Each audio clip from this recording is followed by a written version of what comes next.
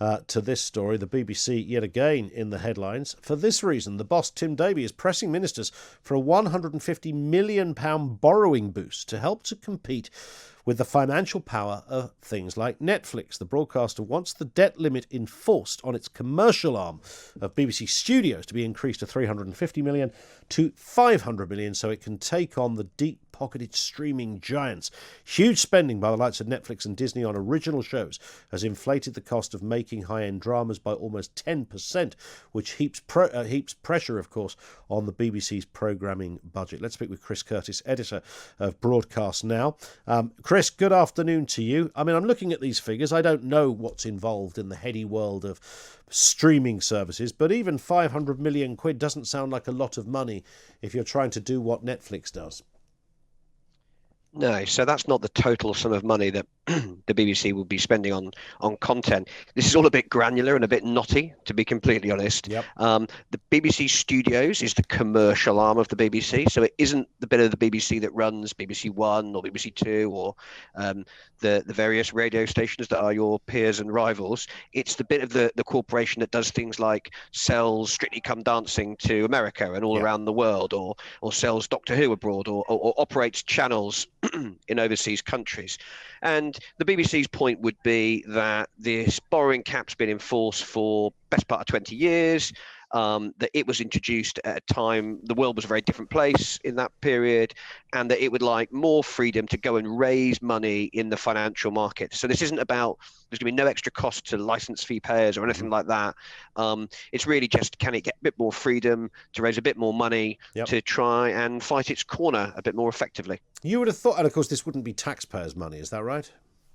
No, that's right. I mean, this is about it going to banks and other financial institutions and being allowed to raise. The BBC would say BBC Studios is a very successful business. It's got a good balance sheet, and any other organisation, any other company, a purely commercial company that doesn't have this historical link to the public service BBC would be able to raise far more money than it is able to at the moment. Yeah, I mean, in terms of where the BBC's place is going to be, because its commercial arm, of course, is very much dependent, one has to assume, certainly at the moment, on its publicly funded arm, because one feeds into the other, right?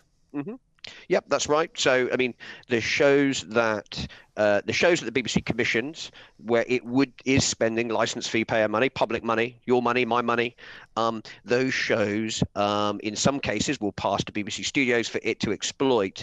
And the more money BBC Studios makes, the more money it returns back to the BBC public service arm, and therefore, in theory, the more money it can spend on Strictly or Line of Duty or whatever, any other shows it chooses to. I mean, you might have thought, from an outsider's perspective on this, Chris, that they'd be one of the most successful providers on the planet. I mean, the back catalogue of shows they've got that they continue to sell, even the current lineup, Strictly, even EastEnders will sell in some territories around the world, and then there's all the kind of comedy stuff which clearly does rather well. I mean, this would be an organisation that is happily wiping its own face, to coin a phrase. Yeah, and look, I don't think there's any suggestion that the BBC is about to topple over or that it's under existential threat or anything like that. But what has happened is that, rewind 10 years and these global streaming giants just didn't exist in the same way. You probably remember Netflix when it was a case of posting your DVD back to them in a letterbox. The world moves on very quickly. Global players come along and they are splashing the cash like never before. Yep. The boundaries between film and TV have blurred completely. So we now expect big movie stars to be in our TV programs, and the cost of making shows has gone up because just the availability of locations, the crew that are available to make these shows are all able to charge more because they're more in demand. So there is significant inflation, particularly in drama, in scripted programming, and that's something the BBC's having to sort of cope with. Yeah, I guess the ideal position for someone like Tim Davie would be that the whole thing became self-funding, so that you made such great content, it sold so well around the world that you'd feed all that cash back into what would have once been the public side of the BBC, and the whole thing can finance wonderfully, and there's no licence fee to pay. Hmm, that's a complicated model. Uh, it's it, the BBC owns the rights to only a proportion of the shows that it airs. Some of those rights are ultimately owned by the third-party companies that True. it commissions. Yep. So it doesn't automatically follow that if a show is on the BBC, that the BBC owns it and is able to exploit it Yeah. around the world. Look, So yeah. what's really important is that the BBC commissions hit shows, and it's under pressure to do that. It's not easy to find a hit. It needs to commission hit shows, because the bigger the hit in the UK, the more likely it is that they can exploit that title successfully overseas. If you can point to something and say, look, 10 million people watch this in the UK, or 5 million people watch this in the UK, you've got a good chance of selling it into other European territories, to the States, to Sure. Australia, places like that. And in theory, what this borrowing increase would do would give it just a little more wiggle room to try and fund content in an age of inflation. Yeah, but of course the reality of the original arguments remain, and that is the BBC itself finding its relevance in a multi-channel world, particularly with streaming services like the Disneys and the Netflix and the Apple TV and the Amazons, and the list goes on. I mean, the stats are now that I think it's close to 70% of British homes have a streaming service, a paid-for streaming service. So an Amazon or a Netflix or a Now TV or Disney Plus. Disney Plus has come through very quickly in recent times. So look, this is a new competitive set for the BBC. They're fighting for eyeballs. They've got to work harder to get young viewers engaged. Yeah. Young viewers are hard for the BBC to reach, and they're off watching YouTube or TikTok or whatever else it might be. The BBC faces a lot of challenges competing for eyeballs, but by the same token, you shouldn't overstate it. This is not an organisation on its knees. Sunday night, best part of 10 million people watched Line of Duty on a live, old-fashioned linear broadcast. Yeah. It helps that there's quite literally a captive audience at the moment, but it's not the case that the BBC is bereft of great shows, but it is facing significant challenges from powerful new competitors. Indeed. Just remember, you mentioned Netflix's original, post your DVD back. Remind us what that was called back then. I can't remember.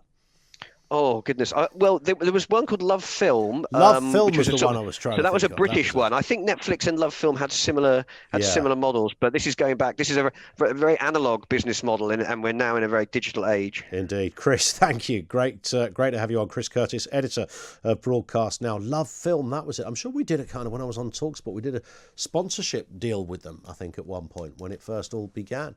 Stick your DVD back in an envelope, and it was kind of like a postal Blockbusters, really. And how exciting was Blockbusters back in the day? I just can't even begin to tell you that as a kid, when video first came around, going down to the video shop, we had, because there were all the independents, weren't there? Like, you get one in the row of shops that would have the Co-op and the fruit and veg place and the laundrette.